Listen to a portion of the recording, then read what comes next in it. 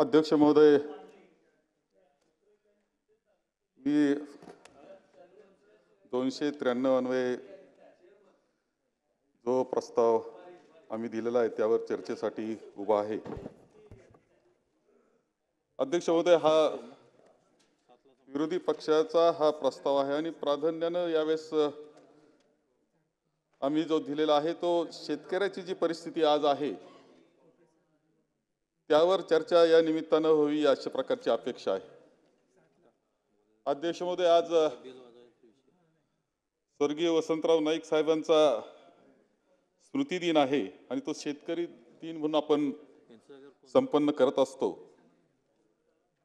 स्वर्गीय वसंतराव नाईक साहेबांचा आज त्यांची आठवण करणं, त्यांच्या कार्याला अभिवादन करण्याचा सुद्धा या निमित्ताने दिवस आहे। अध्यक्ष महोदय, त्यावेळची परिस्थिती महाराष्ट्राची ज्यावेळेस नाईक साहेब मुख्यमंत्री झाले त्यावेळेसची महाराष्ट्राची परिस्थिती अत्यंत टंचाई अशा प्रकारची परिस्थिती होती, अन्नधान्याची टंचाई होती, देशामध्ये सुद्धा होती आणि त्या कालखंडामध्ये त्यांचं नेतृत्व हे महाराष्ट्राला मिळालं आणि त्या नेतृत्वाने महाराष्ट्राची संपूर्णपणे कृषी अर्थव्यवस्था यशवंतराव चव्हाण साहेब होते, त्यानंतर वसंतराव नाईक साहेब हे आले आणि यशवंतराव चव्हाण साहेबांच्या नेतृत्वाखाली मार्गदर्शनाखाली महाराष्ट्राची वाटचाल जे कृषी औद्योगिक स्वप्न त्यांनी पाहिलं होतं ते पूर्ण करण्याकरता वसंतराव नाईक साहेबांनी एक अत्यंत महत्त्वाचं काम संपूर्णपणे महाराष्ट्रामध्ये केलेलं आपल्या सगळ्यांना दिसतं। अन्नधान्याची टंचाई होती, परिस्थिती कठीण होती, परदेशातला गहू आयात करून तो खावा लागत होता, ही जनतेची अवस्था होती, देश पातळीला सुद्धा तीच अवस्था होती। देश पातळीला पंडित जवाहरलालजी नेहरूंच्या नंतर स्वर्गीय इंदिराजींचं नेतृत्व होतं, त्यांनी हरित क्रांतीला चालना दिली आणि महाराष्ट्रामध्ये वसंतराव नाईक साहेबांनी चालना दिली। त्यावेळेस 1972चा दुष्काळ सगळ्यांना आजही स्मरणात आहे, जे जुनी माणसं आहेत त्यांना, की संपूर्ण महाराष्ट्र हा दुष्काळाच्या खाईमध्ये गेलेला होता।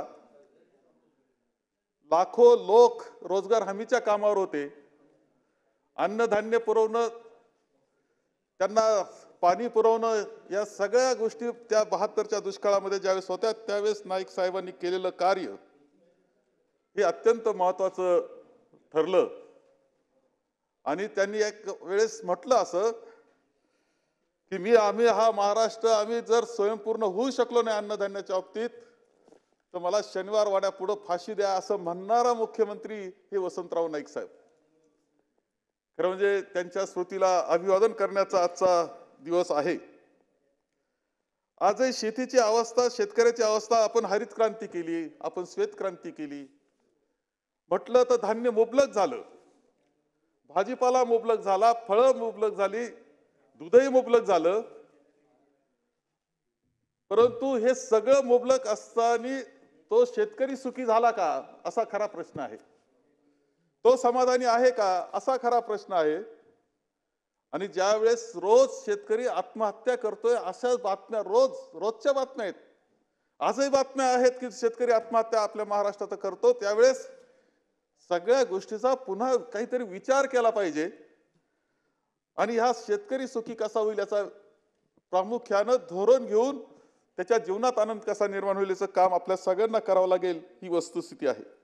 अध्यक्ष महोदय, आता खरीप हंगाम सुरू झालेला आहे, आज 1 जुलै आहे, मान्सून 7 जूनला येतो। मान्सून यावेळेस असं सांगितलं गेलं की मान्सून चांगला येणार आहे आणि त्यामुळं एक आधार तर खरं म्हणजे असं वाटत होतं की चला मान्सूनच्या बाबतीत चांगलं सांगितलं जातं, चांगला पाऊस होणार आहे, चला काय व्हायचं नंतर शेतीचं, परंतु पिकं तरी चांगली येतील, पाण्याचे प्रश्न सुटतील अशा अपेक्षा या निमित्तानं होती। सुरुवातीला पाऊस झाला, काही पेरण्या सुद्धा झाल्या, परंतु पुन्हा एक ड्राय स्पेल ज्याला म्हणतात की पुन्हा काही कालखंड असा आहे की पाऊस नसलेला कालखंड निर्माण झालेला आहे मोठ्या भागामध्ये महाराष्ट्रातल्या। आणि काळजीची गोष्ट अशी आहे की जर हा ड्राय स्पेल वाढला तर या सगळ्या पेरण्या वाया गेल्यावर पुन्हा दुबार पेरणीचं संकट आपल्यावर येईल की काय या अवस्थेमधून आपण जातो. अध्यक्ष महोदय, यावर्षी सुद्धा पाहिलं असेल की शेतकऱ्याला हे सगळं करत असताना सगळ्यात महत्वाची जर कोणती गोष्ट असेल तर त्याला कर्जाची उपलब्धता करून देणं. खरीप हंगाम करता या कर्जाच्या उपलब्धतेमध्ये अनेक सहकारी बँका तर बंद पडलेल्या अशी अवस्था आहे. राष्ट्रीयकृत बँकांकडून कुठेतरी कर्ज द्यावं लागत असतं. आजही अशी अवस्था आहे की 40-45% फक्त कर्ज वितरण खरीपाकरता जे व्हायचं असतं 100% व्हायला पाहिजे. आज 40-45% वर गेलेलं नाही. अजूनही शेतकऱ्याला कर्जाची उपलब्धता करून देणं आवश्यक असताना आज शासन म्हणून कधी बैठका घ्याव्या लागतात. सर्व बँकांना, राष्ट्रीयकृत बँकांना स्वतः माननीय मुख्यमंत्र्यांनी बोलवलं पाहिजे, बसावं लागतं आणि त्याच्यावर चर्चा करून कुणी कोणत्या जिल्ह्यामध्ये कसं वितरण करायचं याच्यावर चर्चा करायची असते. ती दरवर्षी केली जात असते आणि दुर्दैवानं तशा प्रकारची चर्चा नाही, तशा प्रकारचं कर्ज वितरण नाही. आजही शेतकऱ्याला कर्ज नाही ही अवस्था. त्याला बियाणं घेण्याकरता कर्ज नाही, त्याला खतं घेण्याकरता कर्ज नाही, त्याला मजुरी द्यायची असती, जो कोणी मजुरी करता घेणार असं त्याला मदतीला घेणार असं त्याच्याकरता कर्ज नाही. या अवस्थेतून संपूर्णपणे शेतकरी जात असताना दिसतो आहे. आणि म्हणून हा खरीप हंगाम सुद्धा जर पाऊस व्यवस्थित आणखी पुढे झाला तर बरं आहे, नाहीतर शेतकरी खूप काळजीतून जातो आहे. ही वस्तुस्थिती आज निर्माण झाली. अध्यक्ष महोदय, संकट हे शेतकऱ्याकरता कायम आहे. म्हणजे माननीय यशवंतराव चव्हाण साहेब म्हणायचे की रामाचं बरं होतं, त्याला 10 तोंडाच्या रावणापुढेच लढायचं होतं, पण आमचा शेतकरी मात्र 1000 तोंडाच्या रावणापुढे लढतो. हे यशवंतराव चव्हाण साहेबांचं एक वाक्य आहे. खरोखर आहे की परिस्थिती सतत मागील वर्ष पूर्णपणे दुष्काळाचं गेलं. कठीण परिस्थिती होती. अनेक हजारो टँकरना आपल्याला पाणी पुरवठा मागील वर्षी करावा लागला. ही परिस्थिती पिकं कुठून तरी शेतकऱ्यांनी कसे तरी आणले, जे त्या पिकांची सुद्धा अवस्था काय झाली. खरं जे मी इथं उल्लेख करेल की सोयाबीनची अवस्था काय झाली, काय बाजार मिळाला सोयाबीनला. कापसाची अवस्था काय झाली, काय बाजार मिळाला कापसाला. घरामध्ये कापूस तसाच शेतकऱ्यांनी अजून ठेवला मागील वर्षाचा की बरा बाजार येईल म्हणून. ही परिस्थिती विदर्भात, मराठवाड्यात, खानदेशामध्ये पाहायला मिळते आहे. सोयाबीनला अपेक्षा होती काहीतरी बरा बाजार मिळेल, तो मिळाला नाही. ही अवस्था आहे. शेवटी त्या शेतकऱ्याला परवडणार कसं. दुष्काळाच्या अडचणीमधून त्यांनी हे सगळं पिकं उभं केल्यानंतर त्याची ही अवस्था आजही पाहावयास मिळते आहे. अध्यक्ष महोदय, एक सहज म्हणून सांगितलं की कांद्याच्या बाबतीमध्ये कांदा हा कायम गाजणारा गोष्ट आहे, हे मला मान्य करावं लागते. कांद्याचं पीक हे जे आहे, कांद्याचं पीक हे गरीब शेतकऱ्याचं, छोट्या शेतकऱ्याचं पीक आहे. अनेक शेतकरी असे असतात की एका पिकावर पुन्हा वर्ष त्याचं काढायचं असतं. अध्यक्ष महोदय, केंद्र शासनानं जे धोरण घेतलेलं आपल्याला दिसतं कांद्याच्या बाबतीत, मी मुद्दाम आपल्याला सांगतो. 19 ऑगस्ट 2023 त्यांनी कांद्यावर पहिलं 0.40% निर्यात शुल्क लादलं. तिथं निर्यात शुल्काला सुरुवात केली आणि परिणामतः कांद्याचा निर्यातीवर परिणाम झाला. कांद्याचे दर निम्म्यावर आले. 28 ऑक्टोबर 2023 प्रति टन $800 निर्यात शुल्क लादलं गेलं कांद्यावर. निर्यात ठप्प झाली. दर नाही, सरकार निर्यात करू देत नाही, अशा प्रकारची परिस्थिती निर्माण झाली. 7 डिसेंबर 2023 शेतकऱ्याला कोणत्याही विचारात न घेता पूर्णपणे कांद्याची निर्यात बंद करण्यात आली आणि परिणामतः लेट खरीप कांद्याचा हंगाम वाया गेला. शेतकऱ्याचा कांदा हा मातीमोल झाला. ही वस्तुस्थिती आहे. अध्यक्ष महोदय, 22 मार्च 2024 निर्यात बंदी उठवा असं म्हणत असतापर्यंत निर्यात बंदी कायम ठेवण्यात आली. शेतकरी कांद्याचा अडचणीत आला. 1 मार्च ते 15 एप्रिल पर्यंत निर्यात बंदी उठवण्याचा फार्स करण्यात आला. गुजरात मधल्या कांद्याला निर्यातीची परवानगी देण्यात आली, महाराष्ट्रातल्या नाही. आणि याचा परिणाम असा की निर्यात बंदीमुळे हा संपूर्णपणे शेतकरी अडचणीत आला. अध्यक्ष महोदय, एक दुजाभाव म्हणजे केंद्र सरकार हा कायम हे पाहतो आहे आम्ही, आणि भारतीय जनता पक्षाकडे जर पाहिलं तर कायम आम्हाला असं वाटतं की हा शेतकऱ्याला वेगळ्या भावनेने वागवतो, दुजाभावानं वागवतो. शेतकऱ्याचे आंदोलन कशा पद्धतीने मोडण्याचा प्रयत्न केला हे आम्ही पाहिले. शेतकऱ्याच्या अंगावर गाड्या कशा घातल्या गेल्या हे आम्ही पाहिले. शेतकऱ्याच्या मालाला अशा पद्धतीने निर्यात बंदी करून त्याला अडचणीत आणता. माझं मत असं आहे की ठीक आहे, तुम्हाला ग्राहकाला स्वस्त दिलं पाहिजे, याबाबतीत आमचं काही दुमत नाही, परंतु त्याकरता शेतकऱ्याला अडचणीत आणायचं, त्याच्या खिशात हात घालायचा आणि ग्राहकाला दुसरा स्वस्त देण्यापेक्षा सरकार आता जीएसटीच्या माध्यमातून लाखो कोटी रुपये गोळा करतच आहे. तर त्यांनी त्या स्वतः सरकारनं अनुदानाच्या स्वरूपामध्ये ग्राहकाला द्यावं, नाही तर शेतकऱ्याला द्यावं. परंतु शेतकऱ्याला मारून ही निर्यात बंदी करतात आणि अडचणीत आणतात. ही वस्तुस्थिती दुर्दैवानं पाहावयास मिळते आहे. आणि त्याचा परिणाम सुद्धा या निवडणुकीमध्ये शेतकऱ्यांनी कसा रोष व्यक्त केला गेला हे वेगळं सांगण्याची आवश्यकता नाही.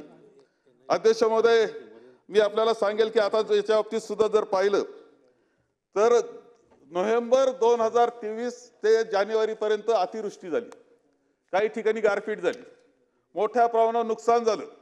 अध्यक्ष महोदय, त्यावेळेस मी सहज नाशिकच्या जे द्राक्षचे शेतकरी आहेत, द्राक्ष उत्पादक शेतकरी, इतक्या कठीण परिस्थितीतून द्राक्षाचं पीक आणणं वर्षभरामध्ये किती काळजीचं असतं, मुलापेक्षा जास्त काळजी त्या द्राक्षाच्या शेताची घ्यावी लागत असते.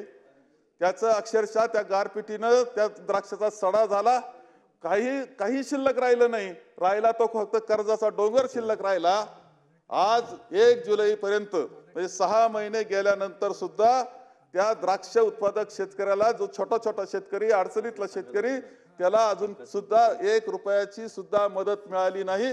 इतर शेतकऱ्यांना सुद्धा 1 रुपयाची मदत मिळाली नाही. ही वस्तुस्थिती आहे. अध्यक्ष महोदय, आम्ही सुद्धा सरकारमध्ये राहिलेलो आहे, आम्ही मंत्री राहिलेले, हे विभाग आम्ही सांभाळलेले, पण असं कधी पाहिलं नाही की 6-6 महिने त्याच्यावर निर्णय नाही. याचा अर्थ काय? याचा अर्थ शेतकऱ्याकडे तुमची पाहण्याची दृष्टी योग्य नाही. अशा प्रकारचं सुद्धा मी मत मांडलं तर ते वावगं नाही असं मला या निमित्तानं वाटतं. अध्यक्ष महोदय, ह्या सगळ्या याच्यातून हा शेतकरी वाटचाल करतोय. आपण पाहतोय की अनेक गोष्टीच्या ज्या योजना घेतल्या जातात त्या योजनेमध्ये सुद्धा बराच गोंधळ आहे. यावर्षी सुद्धा बियाणाच्या बाबतीत, खताच्या बाबतीत, खताच्या किमती वाढून गेल्यात, बियाणाच्या किमती वाढून गेल्यात, त्याच्यातून तो शेतकरी कसतरी धडपड करतोय. यावेळेस आणखी एक नवा प्रश्न दूध उत्पादकाकरता सुद्धा तयार झाला, त्याचा उल्लेख मला या निमित्तानं केला पाहिजे. आपल्याकडे एक वेळ अशी होती की दुधाची 1 बाटली पाहिजे असेल तर त्यासाठी मंत्रालयात येऊन मंत्र्यांचं परमिटचं एक सही घ्यायचं आणि त्यानंतर 1 बाटली दुधाची मिळत असायचं, रतिबाचं 1 बाटली मिळत असायची. ही परिस्थिती होती महाराष्ट्राची.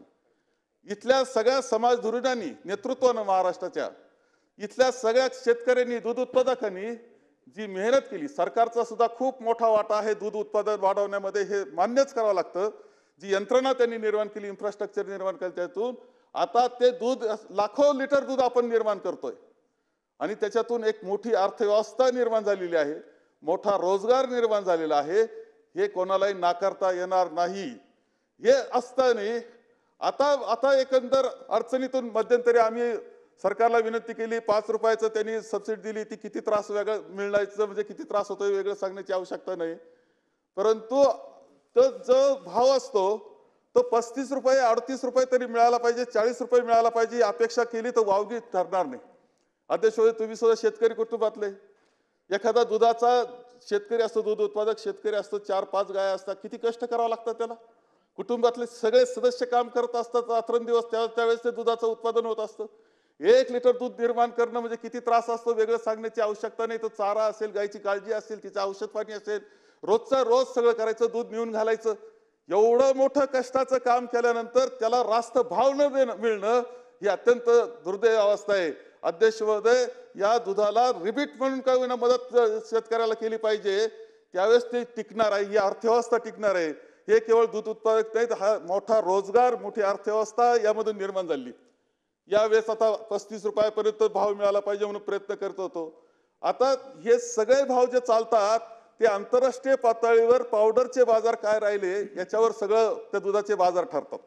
आंतरराष्ट्रीय पातळीला जर पावडरचे बाजार वाढले, दुधाच्या पावडरचे, तर दुधाचा दर आपोआप वाढत असतो. ही वस्तुस्थिती आहे. अध्यक्ष महोदय, आज महाराष्ट्रामध्ये एवढे दूध उत्पादक संघ आहेत, काही खाजगी व्यवस्था आहेत, संस्था आहेत, त्यांच्याकडे हजारो टन पावडर पडून आहे. आज हजारो टन पावडर पडून आहे आणि दुधाचे बाजार पडलेले आहेत. 25-27 रुपये कसे तरी देता येतात, ही अवस्था आहे.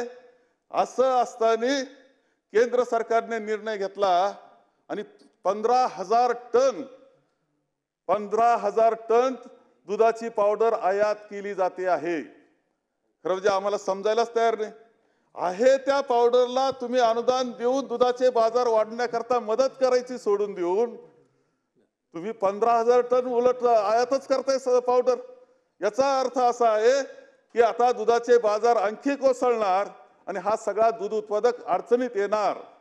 अध्यक्ष महोदय, ह्या सगळ्या गोष्टीचा कुणी विचार करणार का नाही अशा प्रकारचा प्रश्न आहे. आणि हे सरकार वेळोवेळी ज्या ज्या वेळेस दूध उत्पादक शेतकरी असेल तो ज्या ज्या वेळेस अडचणीत आला त्यावेळेस सरकार पाठीशी उभं राहण्याचं करावंच लागतं. ही वस्तुस्थिती आहे. कारण अर्थव्यवस्था मोठी अर्थव्यवस्था यामध्ये सांभाळली जात असते, हे नाकारून चालणार नाही. अध्यक्ष महोदय, यामध्ये सुद्धा काही निर्णय घेणं आवश्यक आहे. आज निर्णय घेणं आवश्यक आहे. केंद्र सरकारशी बोललं पाहिजे. ती पावडर येणारी आहे, ती पावडर थांबवली पाहिजे. आपली पावडर निर्यात कशी होऊन दुधाचे बाजार वाढतील कसे याचा विचार केला पाहिजे. पण याच्यावर विचार करणारं कुणी या सरकारमध्ये किंवा केंद्र सरकारमध्ये आहे अशी काही परिस्थिती मला दिसत नाही. अध्यक्ष, पावडर येणार नाही तसं असं जेव्हा आता नाना सुद्धा बसलेले. नाना काय अवस्था आहे खरं सांगा बरं. दूध होतं तुम्ही बोला, भाषण करायच्यावर तुम्ही भाषण करायचं सांगा की 35 रुपये 40 रुपये बाजार मिळण्याकरता आम्ही मदत करू. सरकार पक्षाचे आहे तुम्ही सांगायला हरकत नाही ना. कसे देणार बाजार सांगा 35 रुपये. आता तुम्ही तुमचा संघ किती देतोय आपण पहा ना. त्या दूध उत्पादक आपण ज्यावेळेस मतदारसंघात जातो त्या दूध उत्पादनाचे हाल पाहतो. त्याला मदत आपण कशी करणार, त्याला उत्तर काय द्यायचं. आयातीचं आयात तर नाही झाली पाहिजे. निर्यातीला काय करणार मदत. तुम्ही बोला निर्यातीला मदत करा म्हणून. जरी सरकार पक्षाचं असलं तरी पद्धत अशी असते की सदस्यांनी आपले प्रश्न मांडावेत, प्रश्न सोडून घ्यावेत. आणि नाना तुम्ही बोललं तर सरकार काहीतरी ऐकेल असं मला वाटतं. थोरात साहेब 1 मिनिट. सभागृहाची वेळ कामकाज संपेपर्यंत वाढवण्यात येत आहे. अध्यक्ष महोदय, शासकीय याच्यामध्ये एक चित्र स्पष्टपणे आज दिसतं आहे. खरं म्हणजे एकंदर आता ठिबक सिंचन सारख्या योजना ज्या आहेत त्यामध्ये जवळपास 2.5 लाख शेतकऱ्यांचं 670 कोटी रुपये मागचं थकबाकी आहे. या वर्षीचे 825 कोटी 1500 कोटी रुपये ठिबकचं अनुदान अद्याप गेलेलं नाही. ही वस्तुस्थिती आहे. सरकार काय करणार. विम्या बाबतीत सुद्धा आपण पाहतो विमा कंपन्या हजारो कोटी रुपये आपल्याकडून घेऊन जाते आणि शेतकऱ्याला अडचणीच्या वेळेस तर मिळायला पाहिजे. खरोखर अडचणीत शेतकरी आज दिसत असताना त्याचे विम्याचे पैसे मिळत नाही. ही वस्तुस्थिती या कंपन्या लुटतायत, आपल्याला सरकारला लुटतायत अशा अवस्था आहे. काय करणार. 4000 कोटी रुपये ही भरपाईचे केंद्र सरकारकडून सुद्धा येणं आहे. आपले 4000 कोटी रुपये काय आग्रह आपण करणार हा प्रश्न आहे. अध्यक्ष महोदय, सरकारनं मध्यंतरी निर्णय घेतला की हरितगृह निर्माण करण्याचा निर्णय, शेडनेट ज्याला म्हणतो आपण, ते निर्माण करण्याचा घेतला आणि मागेल त्याला शेडनेट असं म्हटलं. सुरुवातीला मागेल त्याला म्हटले, नंतर पुन्हा त्याच्यामध्ये लॉटरी काढण्यात आली, त्याच्यातून काही निवडले गेले. आज त्यांना एकंदर 30,000 पेक्षा जादा हरितगृह म्हणजे शेडनेट देणार होते. त्यांनी काही मंजूर केले. 21,000 मंजूर केले 30,000मध्ये, परंतु लॉटरी निवड केली. परंतु अजूनही त्याच्या बाबतीतले जे त्यांचं अनुदान असेल त्या पूर्णपणे स्थगित केलं. तुम्हाला जर स्थगित करायचं होतं, तुमचं निधी नव्हता अशी स्थिती होती तर ते कशा करता मंजूर केले. आज त्यांना निधी नाही अशा अवस्था आहे. अनेकांनी त्या तरुणांनी पुढे येऊन हे हरितगृह उभे केलेत. आज त्यांना तो निधी नाही म्हणून पैसे मिळण्यास अनुदान मिळत नाही अशी अवस्था झालेली आहे. आणि याच्याकडे कोणाचं लक्ष आहे अशा प्रकारची परिस्थिती काही दिसत नाही. आतापर्यंत फक्त 350 ते 400 शेतकऱ्याला अनुदान मिळालेले. अध्यक्ष महोदय, ही सगळी शेतकऱ्याची अवस्था एकंदर ग्रामीण भागामध्ये आहे. अत्यंत अस्वस्थता त्यांच्यामध्ये निर्माण झालेली आहे.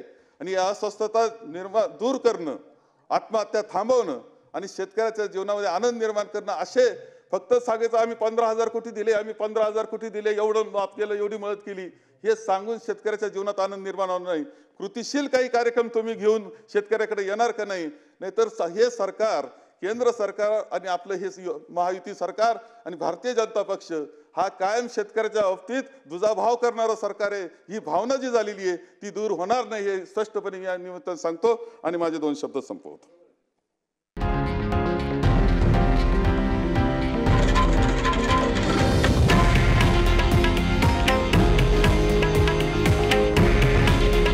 हे आहे देशातील नंबर 1 न्यूज नेटवर्क आणि आपण पाहत आहात TV9 मराठी. काळजी तुमची, हित महाराष्ट्राचं.